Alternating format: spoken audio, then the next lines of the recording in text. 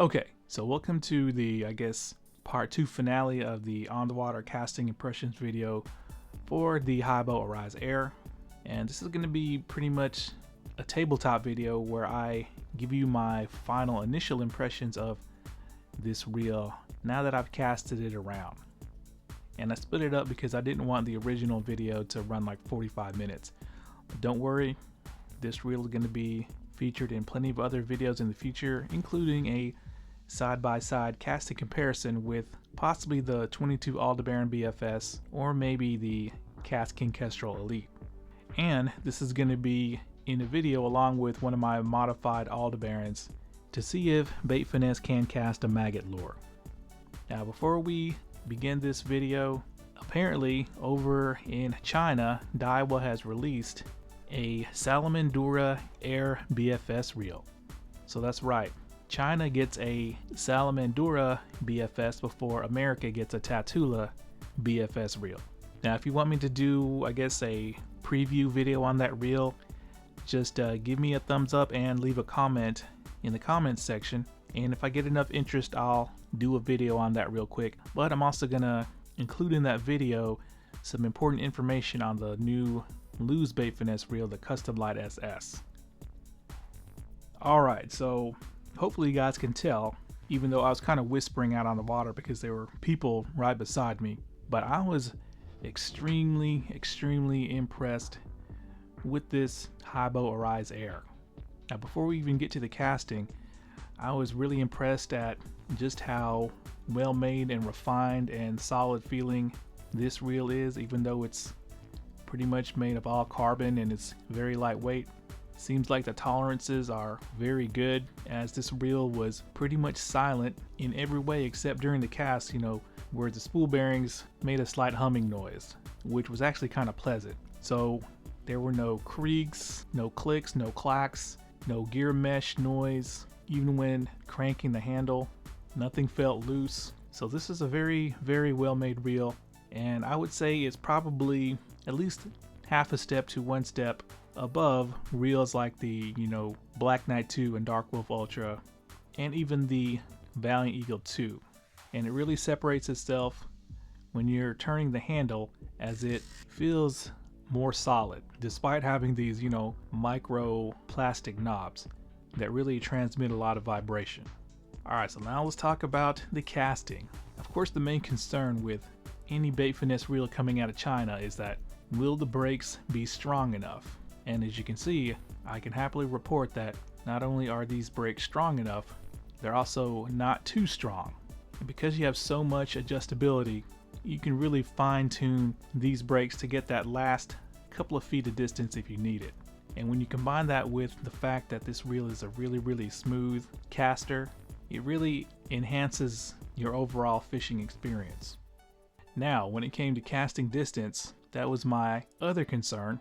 And the main concern would be, would this reel suffer when it comes to casting heavier Bait Finesse lures for long distances, because it has such a small 28mm spool.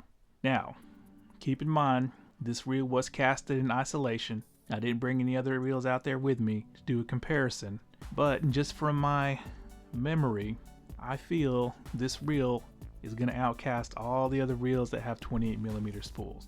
That's going to be the KASTKING Kestrel Elite, the Valiant Eagle 2, DAIWA Alpha's Air, my DAIWA Gecko Air, and I think that's it for the reels I have that have 28mm spools. But from what I remember, I think this reel will best those reels in long distance casting heavier Bait Finesse lures.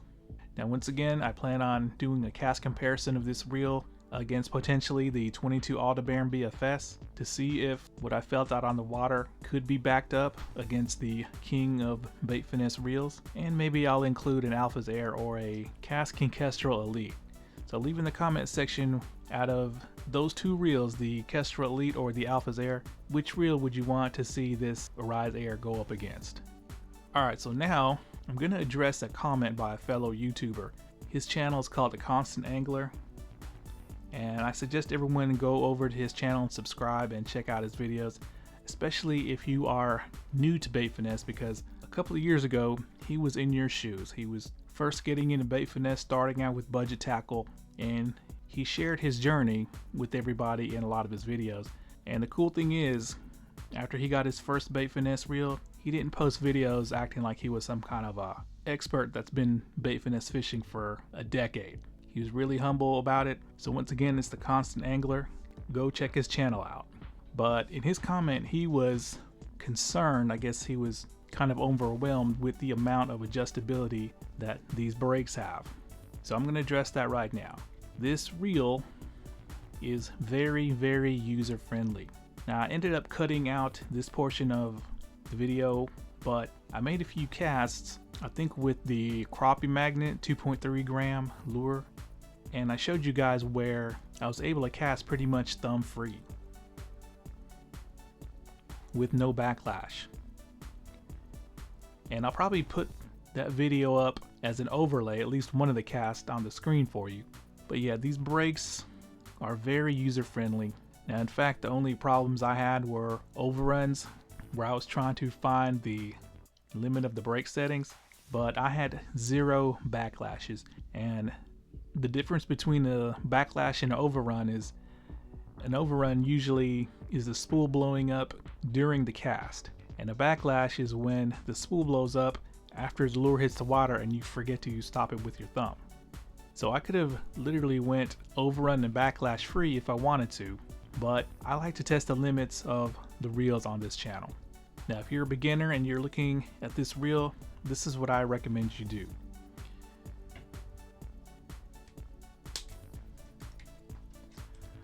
Alright, so you take this internal rotor setting, which I believe is on,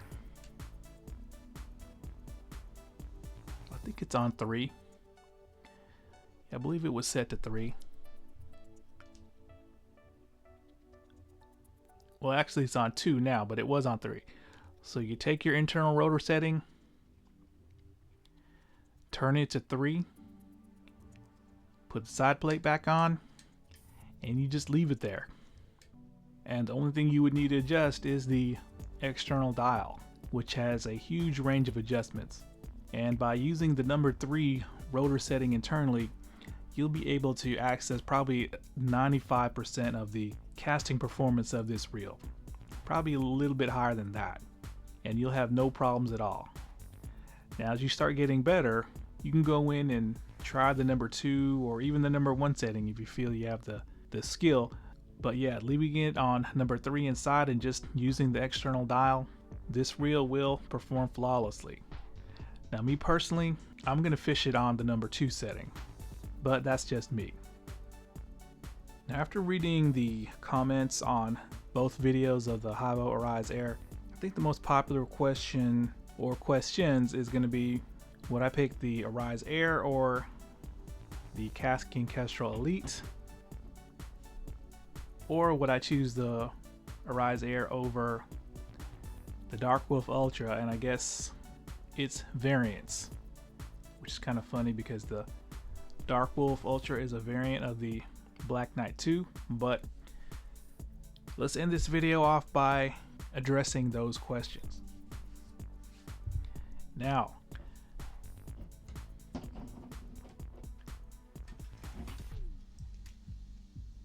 the Kestrel has the advantage of having a magnesium frame, which should last longer. It is smaller. I believe it is a little bit lower. Well, maybe not. But in my opinion, the Kestrel Elite palms a little bit more comfortably or smaller than the Arise Air. So magnesium frame, and it palms a little bit smaller, and it's got, you know, more special looking components than this Arise Air. I mean, look at that metal trim that's around the gearbox and that spool tension knob. So with that being said, if I was to pick only one between these two, I would pick the Arise Air.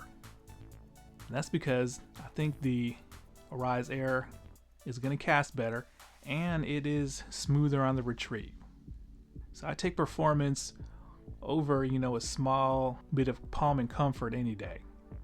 And in my opinion, this Arise Air is going to outcast the Kestrel Elite But remember, if you want to see a comparison, leave a comment for me. And I think it also casts smoother. So it's a more pleasurable experience fishing this Arise Air. Alright, now, what about the Arise Air and the cheaper Dark Wolf Ultra or its many variants out on AliExpress? Now, my particular Dark Wolf Ultra, in case you didn't know, has the very weak imitation FTB brakes, which I could fix with some 1/2mm magnets. And I've heard that, you know, the Dark Wolf Ultra, the Black Knight 2, and whatever variants that uses Shimano's FTB style brakes, they fixed them by making the brakes static, meaning there's no moving magnets in the brakes, which kind of defeats the purpose of having this style of brakes. Or some of the variants have just went to straight mag track style braking.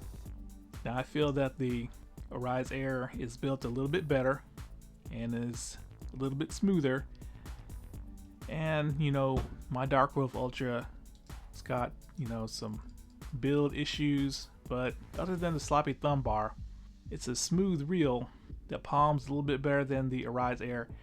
And of course, it's about what, $30 to $40 to maybe even $50 cheaper than the Arise Air.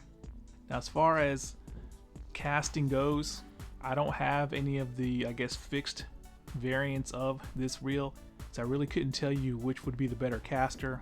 So even though it's more expensive, I would still pick this Arise Air over the Black Knight 2, the Dark Wolf Ultra, or any of its variants. So it's been a few years, and I'm not sure if I mentioned it in one of my videos or if it was in just one of my comment sections replying to a subscriber, but I said that in 10 years or less, the Chinese are going to be at least as good as the Japanese when it comes to making fishing tackle. And with this Haibo Arise Air, they're showing me that that prediction is going to come true probably sooner rather than later. And even though it's kind of homely looking, because the performance was so good, it kind of makes you overlook it and forget about, you know, the asymmetrical frame with all the holes drilled out and whatnot. But yeah, I mean, for the money, which is 110 to 120 bucks, in my opinion, is totally worth it. Now, in case you didn't know, Haibo has another bait finesse reel in the Arise lineup called the Arise Elite. And that reel is actually based on the original Arise frame, where it's a much better looking symmetrical frame that I believe is made of some kind of metal, probably aluminum or maybe even magnesium.